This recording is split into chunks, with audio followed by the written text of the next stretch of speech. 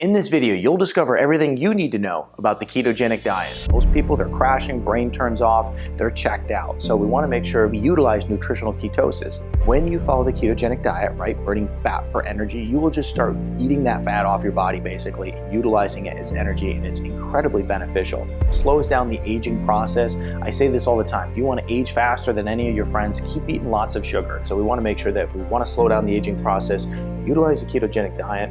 You wake up first thing in the morning, and when you have your breakfast, you have creamy chocolate avocado smoothie. It's a great way to start it off. The ketogenic diet, an incredibly powerful diet that has created more confusion than any other diet before. So many people want to follow the ketogenic diet, but they have the incorrect information, and then of course they don't truly understand it. What is the ketogenic diet? What are you supposed to eat on the ketogenic diet? What do your macros look like? What are the benefits? Who should do the ketogenic diet? These are all questions that we're going to answer in today's video as we cover everything you need to know about the keto diet. So stick around to the end because this is going to be loaded with a ton of great information that is going to help you find success when following the ketogenic diet. But before we get started, I'm Dr. Zarowski, and welcome to the channel. If you're new to the channel, it's a pleasure to have you here. Be sure to subscribe, hit that bell notification, and join our notification community. That way it can help you excel your health and your life. Let's go ahead and first start with this. Let's start with Keto 101, a basic understanding, okay? Because when we look at the ketogenic diet, if we can truly understand where we're coming from with this, why we would follow it, what it does physiologically to the body compared to other diets, and of course who needs it, it's going to really help us determine if we even want to follow the diet or not. Now, first of all, your body can use two sources of energy. It's going to be able to use fat for energy, or it's going to be able to use sugar for energy. When we're following the ketogenic diet, we're leaning towards fat for energy. Now, when we look at most people, they're using sugar for energy. Ketosis is a metabolic state of burning fat for energy as opposed to sugar. Now, like I said, many people who are out there just living daily life are most likely burning sugar for energy. Now, there's a lot of ways to get into ketosis, but specifically, we're going to talk about the ketogenic diet today. Now, Keto 101, basic understanding a little bit further. So most people are locked into sugar burners, as I mentioned, right? This is a big problem. It's causing so many diseases out there today, inflammatory conditions, autoimmune conditions. All these people are locked in as sugar burners, and it promotes fat gain while preventing the possibility of even burning any fat off. So if you are a sugar burner, you're going to be promoting building fat on your body. If you are someone who is in the state of ketosis, you will promote burning fat off your body. Now, one of the primary strategies for getting your body into the state of nutritional ketosis is by implementing the ketogenic lifestyle. Like I mentioned before, you can get into the state of ketosis through fasting, you can get into the state of ketosis through exercise, and you can also get into the state of ketosis through following the ketogenic lifestyle, which we are talking about here in this video. Let's go ahead and keep moving here. Nutritional ketosis, here's the definition: a metabolic state of burning ketones as the body's energy source. So just to recap, our body has two energy systems. We can burn sugar for energy, or we can burn fat for energy. When we are following the ketogenic diet and going into the state of ketosis, we are burning ketones, we're burning fat for energy, and is a very good quality energy source for our body. So when we look at all these people out there who are burning sugar for energy, it comes with a lot of problems. It comes with a lot of crashes. It comes with a lot of fatigue issues, comes with a lot of highs and lows, mood swings, everything. And when we look at people who are burning fat for energy, it's a much cleaner energy. I mean, think of just kids, for instance, right? They run around all day, nonstop. I mean, literally run everywhere they go, and they constantly have energy. Look at most adults today, right? They're just pouring on coffee. I mean, energy drinks are so popular right now, and they're loaded with caffeine, and so they're putting on all these different caffeinated beverages in order to just make it through the day. And so what we want to do is create a state in our body and a system in which our physiology can operate at that actually creates good, clean energy day in and day out, hour after hour, for our body and also for our brain function, because we want to make sure we're working to improve cognitive function. Most people, they're crashing, brain turns off, they're checked out. So we want to make sure we utilize nutritional ketosis. Now, the other thing I want to mention here is that when we look at nutritional ketosis, we don't want to confuse this with diabetic ketoacidosis. That's a totally different thing. It's unhealthy. If you have that going on, you need to talk to your doctor. We are talking about nutritional ketosis, which is very healthy. Now let's talk about how the state of ketosis works, all right? We're gonna kind of just break it down. Traditional diet and also the keto diet. What is happening physiologically? So in a traditional diet, right, let's talk about your standard American diet. Let's talk about all these diets where you're eating a lot of sugar, a lot of carbohydrates, none of that's monitored. This is what's going to happen. So you're going to have that diet that's higher in carbs, right? Sugary beverages, lots of bread, sandwiches, pancakes, waffles, that kind of thing. The pancreas is going to secrete insulin in order to deal with all that blood sugar. So you consume those sugary foods, those carbs, your pancreas secretes that insulin. Insulin shuttles glucose into the cell. Bam, you have energy, right? We have two sources of energy. We have sugar for energy, and this is your traditional diet. This is how your body's operating physiologically. This is why, you may have, you may be getting hangry. You start to find yourself fatigued after meals. It's that sort of thing that's happening in this traditional diet here. Now, let's talk about the keto diet. Glucose level falls. Lipase releases store of triglycerides, okay, so you're going to start breaking down fat for energy so you can get those ketones. Fatty acids travel to the liver. The liver produces ketone, results high energy levels, okay? This is the clean source of energy. This is a better source of energy. This one doesn't have crashes. This one's healthy for the brain. It's healthy for the body. It's anti-inflammatory. It's really, really powerful. And so that's the keto diet. That's your traditional diet. That's, in a nutshell, what is happening physiologically. Now, let's talk about who benefits from the ketogenic diet, because I really like this conversation talking about who benefits from the keto diet. When we watch a lot of these people online, on the internet, we read these articles. Basically, a lot of these keto gurus out there, they basically tell everybody to do the ketogenic diet. They say, this is the best diet, everybody should be doing it. But I don't believe that everybody has to do the ketogenic diet to be healthy. So there are some very specific conditions, some very specific problems that you may be facing that basically indicate that the ketogenic diet would be incredibly beneficial for you. Let's talk about a few of them. So obesity is one of them, huge percentage of people who are obese. And the thing is about obesity is that when you follow the ketogenic diet, right, burning fat for energy, you will just start eating that fat off your body basically and utilizing it as energy, and it's incredibly beneficial. So obesity is a great way to utilize the ketogenic diet.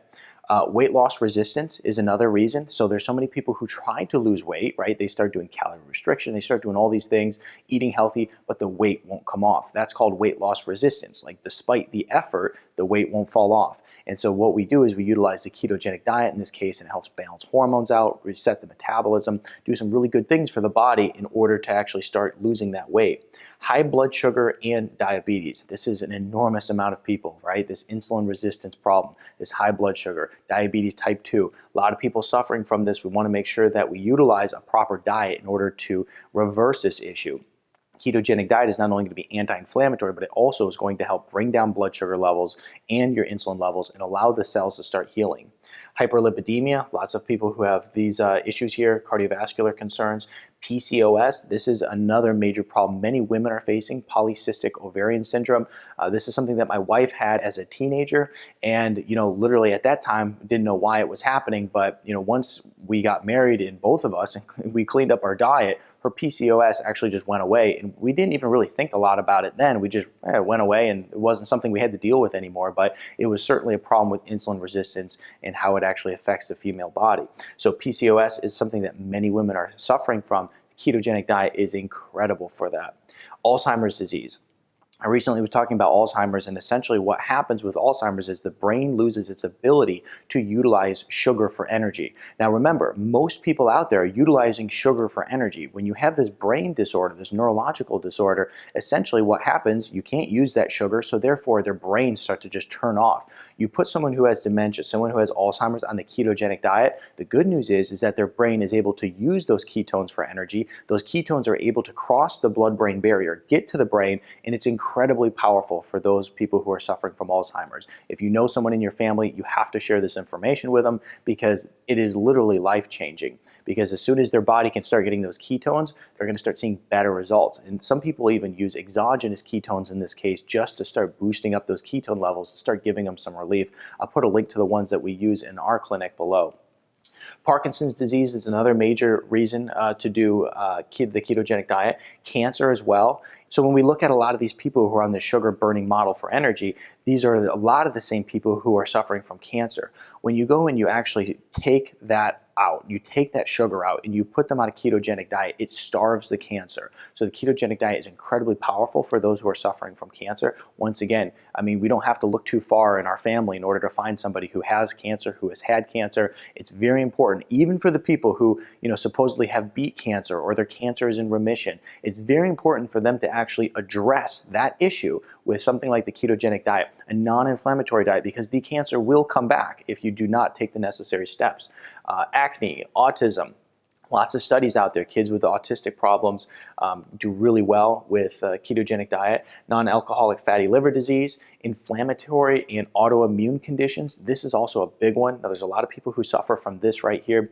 And this is one of the really interesting things about the ketogenic diet and I'll share a personal story. When I started the ketogenic diet, I typically don't do well with dairy. Now, as you may know, the ketogenic diet in most cases is utilizing a lot of dairy, a lot of cheese, heavy whipping cream, that sort of thing, cream cheese, you name it. Now, as someone who doesn't typically do well with dairy, I was kind of like, well, I don't know how this is going to go. Now, of course, you can do the ketogenic diet without dairy. It's a little bit more complicated. But the thing is that was interesting about my case is that I don't do very well with dairy, but while on the ketogenic diet, dairy did not faze me at all. I didn't have any issues. I didn't have an upset stomach from it. I didn't have bloating or discomfort, no issues at all. And so when you take out some of the immune response due to a little bit of autoimmunity related to a particular food, by following the ketogenic diet, all of a sudden there's certain foods that you don't have a negative reaction to. And I noticed this with any foods that I was having that like autoimmune response to. Well, on the ketogenic diet, it just wasn't a thing. It didn't exist. So really powerful for people who are suffering from autoimmune issues. If you look at all the women, all the men out there suffering from thyroid issues, hormone imbalances, autoimmune issues of any sort, ketogenic diet is powerful. The other thing I didn't put up here that is also powerful is for kids who have epilepsy, adults who have epilepsy. It helps an incredible amount at reversing those problems with the seizures. And so you can literally start following the ketogenic diet, and there's tons of testimonials out there online, and they'll just stop having the seizures. Incredible. Next here is benefits of the ketogenic diet. It's going to help with weight loss, mood stabilization. Helps with mood stabilization because, like I said, these people who are sugar burners, there's a lot of highs and lows. I mean, you eat, you're on that high, and all of a sudden, bam, you crash and you're on a low again. It affects the mood. These people are angry, they're happy, they're all over the place. And so mood stabilization is one of the benefits. Supports your gut health. It's going to support diversity in the microbiome. So in the bacteria in the gut, it also is going to help decrease inflammation. So it supports gut health, regulates inflammation, slows down the aging process. I say this all the time. If you want to look like the oldest person on the planet, if you want to age faster than any of your friends, keep eating lots of sugar. Keep putting that sugar right into your coffee, put it in your drinks. I mean, the sugar ages you so fast. And so we want to make sure that if we want to slow down the aging process, utilize a ketogenic diet. Blood sugar regulation, neuroprotective benefits, right? All these neurological conditions, Parkinson's, Alzheimer's.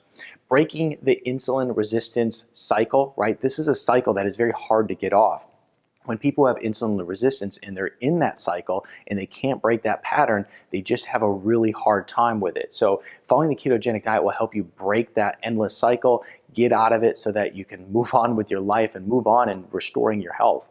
Hormone regulation increases the high density lipoproteins. These are the lipoproteins that are considered to be heart protective here.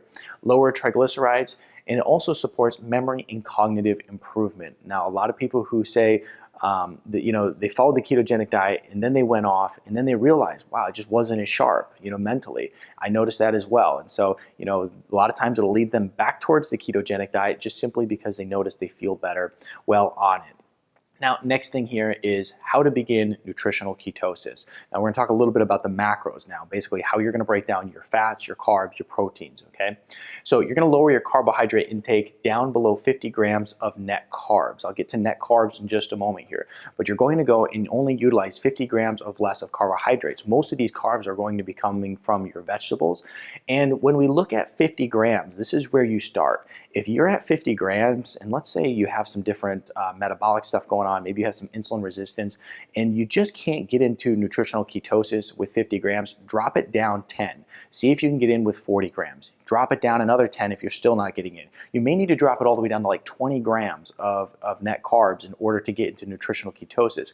As you start to develop more metabolic flexibility, you can increase it from there. You can go up to like 50 grams again typically. So it's one of those things where you have to play with it a little bit, but as a rule of thumb, start at 50 grams of net carbs and then from there, drop it down to 20 if you just can't get in. Develop that metabolic flexibility, and then you'll be set.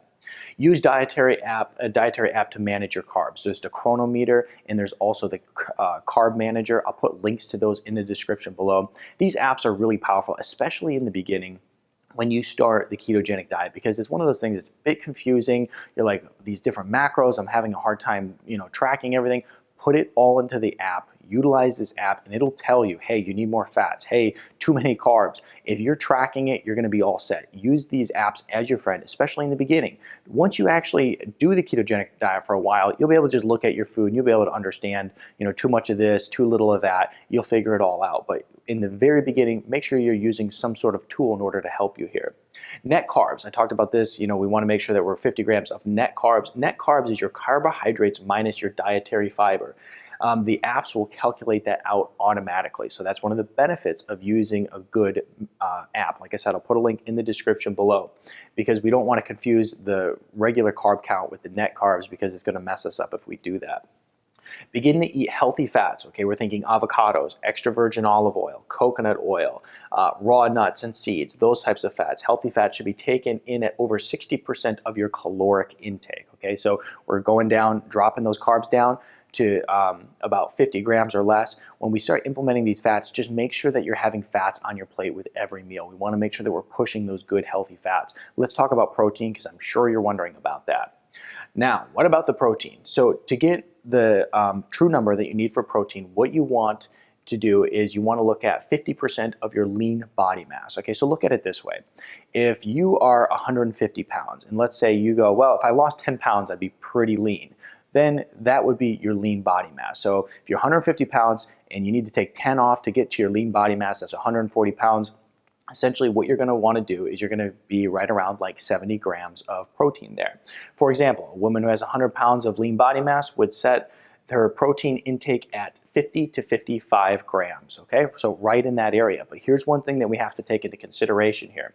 If you're a very active person, you'll want to increase that to 75% of your lean body mass. If you're a weightlifter, if you're an athlete, if you work a job where you're doing construction or you're very active, you're gonna wanna increase that a bit. I can tell you from personal experience, one of the troubles I had with the ketogenic diet is I kept just becoming far too lean. So we wanna make sure that if you are weightlifting and exercising like I was, that you're actually going and increasing that protein intake to around 75% of your lean body mass, and so that you don't just start shrinking down, losing a ton of muscle mass. I mean, we see it all the time. We see these internet gurus who start doing the ketogenic diet, and maybe they started with a lot of muscle mass, maybe they started and they were overweight, but then as time goes on, they start to shrink. And even the people who didn't really need to shrink, like they were, good lean mass, they were pretty big, they were pretty bulky, they start losing a lot of their muscle mass. We see that all the time. So we want to make sure that you're increasing that protein intake to the appropriate number.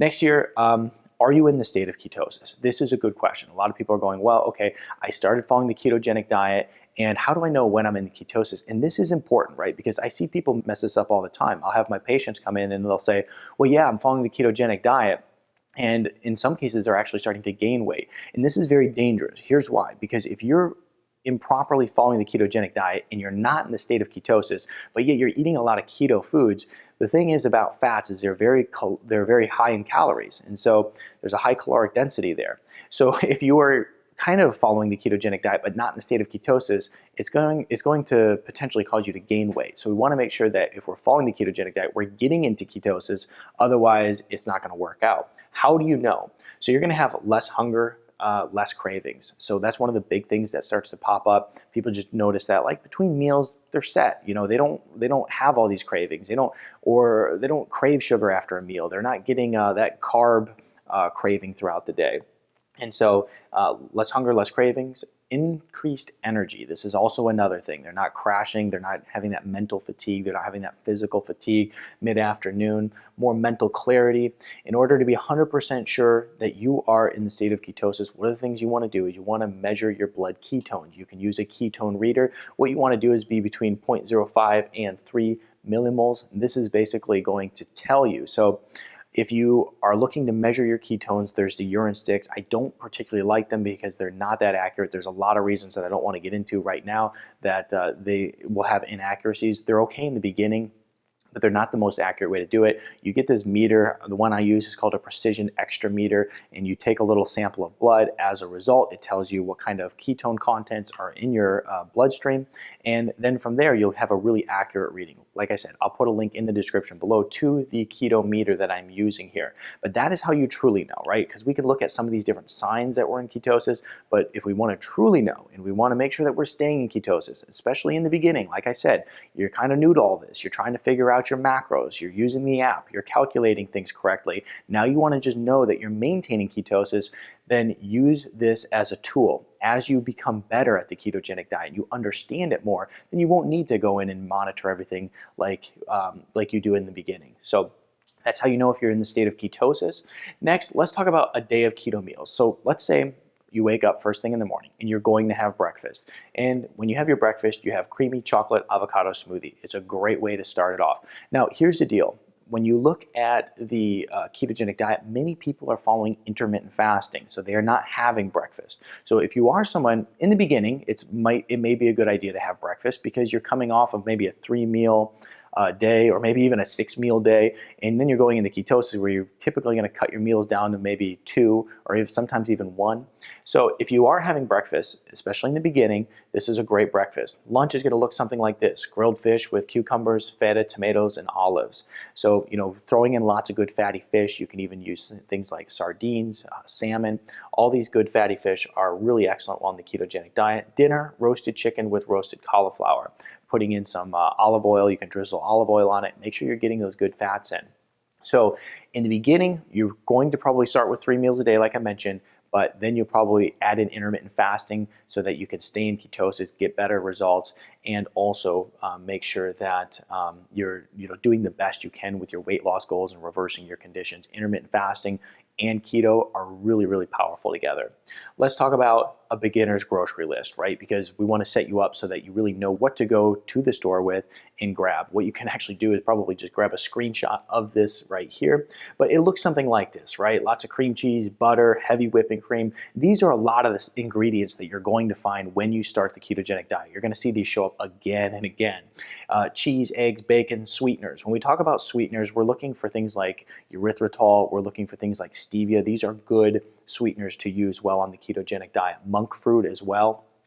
Salmon, chicken, beef. We want to make sure that we're getting good sources of meat. We want to make sure that we're not getting like farm-raised fish. We also want to get like grass-fed beef, that kind of thing. Coconut flour, almond flour, so that you can make some different breads and things of that nature. Really great. Avocado, spinach.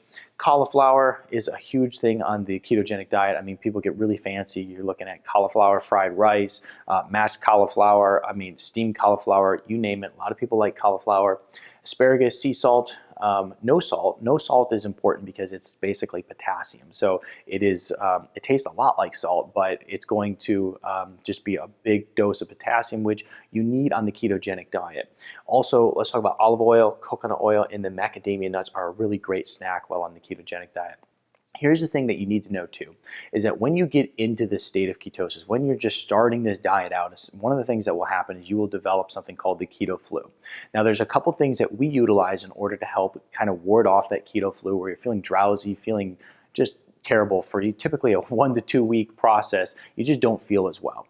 Now, when you are going through that keto flu, right, and it's not that the keto flu is going to last 1 to 2 weeks, it can flare up in that 1 to 2 week process. And so when you're going through that, adding in electrolytes is going to be really powerful. So, the sea salt, the no salt, that's going to be really powerful in order to keep off the keto flu. The other thing that you can do is you can use like an MCT powder. I talk about that quite a bit. There's lots of studies that show that people who use this particular MCT powder were able to get into ketosis faster and also maintain ketosis better. I'll put a link in the description to that MCT powder. That's really great. And so utilizing some of these different strategies in order to actually go through that transition phase from a sugar burner to a fat burner is really powerful because it's going to help you not only feel better, but it also will go in and just make the transition much shorter. So that's always an incredible thing to utilize. Now, the one thing that we didn't talk about in this video is we didn't talk about exercise, okay? One of the things I want to teach you is how to exercise for insulin resistance. Really powerful. A lot of the conditions we talked about here as to why you would do the ketogenic diet are the same reasons you need to do this very exercise. Check out in this video how to exercise if you have insulin resistance. Super powerful video right here. High intensity interval training is going to be a short duration workout. We're talking between about 5 and 20 minutes.